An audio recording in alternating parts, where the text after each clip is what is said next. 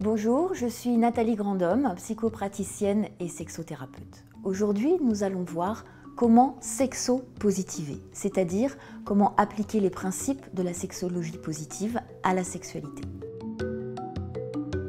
La psychologie positive, qui est apparue aux États-Unis dans les années 2000, consiste à se focaliser plus sur les ressources de l'individu que sur ses problématiques pour l'aider à aller mieux. Donc nous allons voir ensemble 3 principes de la psychologie positive pour améliorer l'épanouissement érotique. Le premier de ces principes, c'est se libérer du jugement sur soi et du jugement des autres. On va encourager la personne à assumer ses préférences sexuelles et arrêter de vouloir à tout prix se conformer à une norme ou à avoir des exploits sexuels extraordinaires. On ne se prend plus la tête avec les multiples positions du Kama Sutra si décidément ce qu'on préfère, c'est la position du missionnaire. Donc l'idée, c'est de s'ouvrir à l'instant présent et à son partenaire sans avoir d'objectifs préconçus, en étant vraiment là, dans ses sensations et à vivre 100% l'instant présent. On s'accorde le droit à l'erreur, on s'accorde le droit au faux pas et on cesse de se comparer à toutes les images, tous les modèles qui sont véhiculés par les médias, par la société, et on se consacre uniquement à ce qui nous rend affectivement et sexuellement heureux.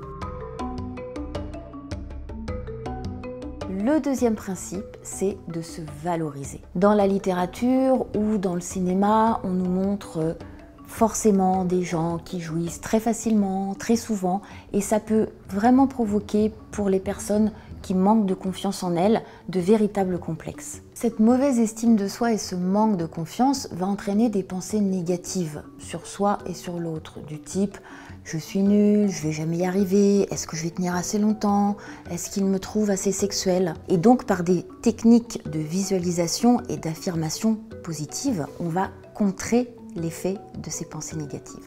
Donc plutôt que de critiquer ou de mettre l'accent sur ce qui ne va pas, on va plutôt encourager et dire tout ce qui va bien. Par exemple, on peut dire à son partenaire qu'on aime son odeur, qu'on aime tel type de caresse, qu'on aime être avec lui, qu'on a aimé le moment qu'on a passé la veille.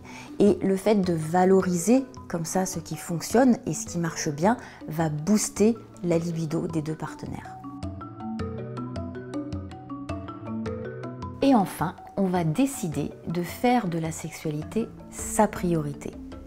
Parce qu'on sait quels sont ses bienfaits sur la santé, sur le moral, sur l'épanouissement d'un couple.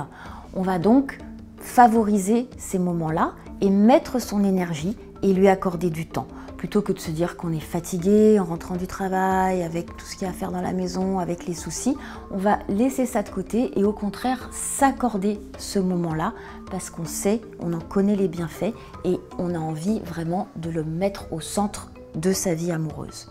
C'est une approche qui dédramatise et revalorise une sexualité décomplexée, joyeuse et optimiste. Elle se rapproche plus d'une technique de coaching que d'une véritable thérapie. Et donc elle va très bien correspondre à des personnes qui ont juste besoin de reprendre un peu confiance en eux. Voilà, j'espère que ces conseils vous donneront envie de sexo-positiver. Et moi, je vous donne rendez-vous pour une prochaine vidéo sur la chaîne Doctissimo.